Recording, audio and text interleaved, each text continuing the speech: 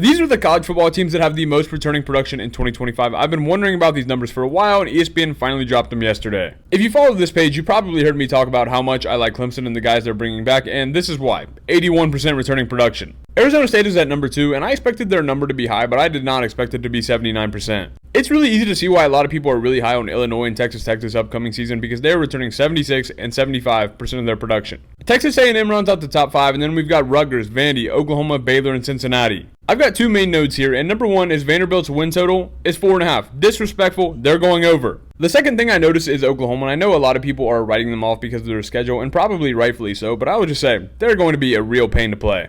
Then we've got Stanford, Arizona, Florida, Auburn, and Houston, and don't mind Willie Fritz out there just quietly building momentum. At 16 through 20, we've got Wisconsin, Georgia Tech, Pitt, Michigan, and their dear brother, Michigan State. I will say that with all 3 Big Ten teams here, Wisconsin, Michigan, and Michigan State, I'm curious to see just how it looks this season. As for Georgia Tech, you already know how I feel about them. They could very well end up in the ACC title game. To round out the top 25, and this is actually the Power 4 top 25, I didn't include Group of 5 teams. They're going to get their own separate video, but we've got Boston College, Penn State, Alabama, NC State, and Mississippi State. I've seen a lot of people be kind of shocked that Penn State isn't higher, but you have to remember they lost to Abdul Carter, they lost Tyler Warren, and they lost their number 1 and number 2 wide receiver. And lastly, there were a few more teams that I just decided to include that just missed the cut: LSU, Minnesota, Utah, Indiana, and BYU. So some of these guys are returning great production, some of these guys returning not so great production that they hope to improve, but let me know what you think in the comments and follow me for more college football content.